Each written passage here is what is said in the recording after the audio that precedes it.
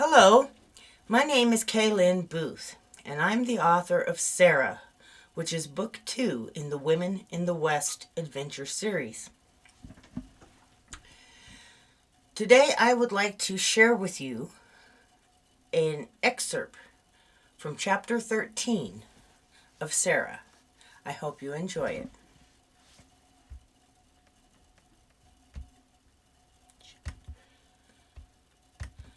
Frenchie's place was located across the street at the end of the block.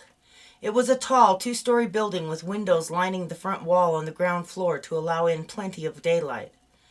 There were men loitering all along the boardwalk on either side of the street, and several men paused to gawk at her openly as she passed them, then turned to their nearest neighbor to converse in hushed tones. She stepped through one side of the double doors to the establishment, with Blue by her side. The place was as bustling as the street outside, with most of the tables occupied with poker players, and only a few spaces were visible in front of the bar. She might have grown up in a bordello, but this was the first saloon she'd ever been in. She stopped inside the entryway, taking the place in.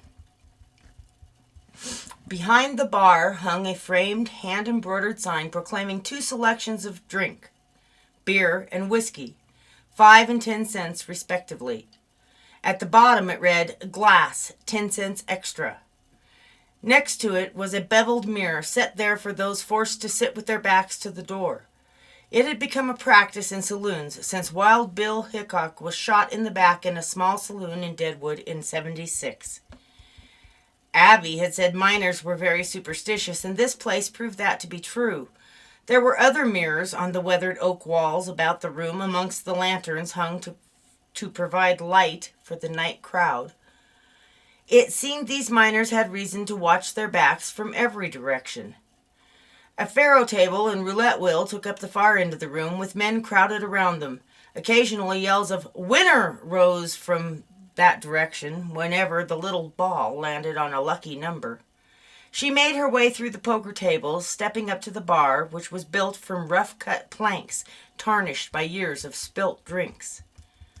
A white-haired old man with a heavy brow and bushy mustache hobbled over to her from behind the bar. His frame was bent with age, but he was well muscled from moving casks of beer and whiskey barrels. He flashed her a toothless grin, smacking his lips together. "Are you looking for the drink?" "I was hankering for a sarsaparilla," she said. His French accent was thick, so she reckoned this must be Frenchy himself. "Do you have anything milder than beer and whiskey?" "Well, you can drink the water, but Frenchy he wouldn't recommend it," he said, smacking his lips together once more, giving a devious laugh. "You never know what's upstream." "No, thank you," she said, turning away from the bar. "If you could point me in the right direction, though, I'd be appreciative." "Where you headed?" he asked, smacking his lips. You're a long way from it, wherever it is, from up here." "I'm looking for a place with pools of hot water coming from the earth," she said. "I don't know what the white man calls it, but my people call it yampa. They say the waters are big medicine." "Only place Frenchy know, like that, is a town called Glenwood Springs," he said, smacking his lips again, laughing. "Silver country, that. You are a long way off from there. You will have to travel to the north end of the valley and go over Taylor Pass. Other side will take you down through the mining town called Ute City. Or rather Aspen. Frenchy forget they changed the name. It was Ute City in my day. Glenwood Springs is in the big canyon downhill from Aspen. You will know by the smell when you are getting close. Frenchy he call it Stinky Waters, because that is what it is." He gave a big guffaw, slapping his thigh as if he had just told the funniest joke in the world. "Where did you come from? You were traveling long?" "I don't rightly know," she said. "I came in over the pass to the east." "Do not know where you are going, or where you come from. Frenchy say you are lost," he said, smacking his lips. "Pass to the east is Tin Cup Pass. It is a wagon road, but it is a rough one on foot. 13 miles of rockiest traveling over one of the highest passes in the state. Over 12,000 feet, that one is." Then she turned back, curious. Do you really charge for the glass to drink from? The bartender smacked his lips loudly. Most bring the glass with them, and many or maybe a tin cup. No matter, Frenchy fill whatever they bring, he said. It costs much to get glassware hauled up here.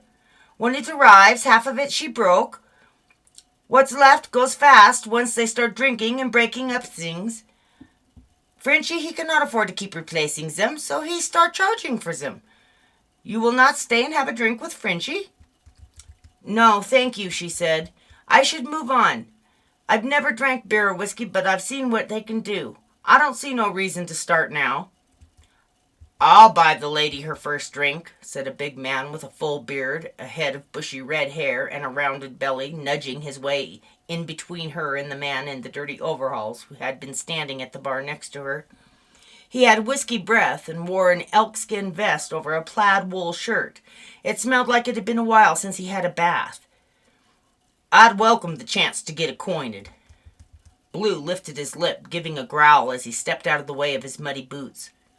Hell, Robert, that ain't no lady, said his friend, coming up behind him. Like the red-haired man, he had a rounded belly, but the hair on his face and head was black as midnight. Just look at her. She's a savage girl, but her skin ain't the right color. What do you make of that?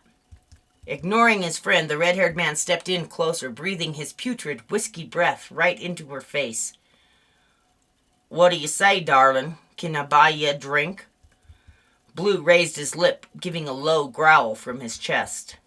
Hairfire turned away to avoid the stench, slipping the flint knife from her waistband of her dress. She was aware the gun was resting in the pocket she'd made, but she didn't trust her skill with it, and the knife would serve her better in such close quarters. She hoped she wouldn't have to use it, but it wouldn't hurt to be ready. I thank you for the offer, sir, she said, as she took a step back away from the bar, putting distance between herself and the man. But as I said, I need to move on now. You too good to have a drink with old Bob, he said, grabbing her by the arm. Bob, come on, said the black-haired man, trying to get his friend's attention. She ain't worth it.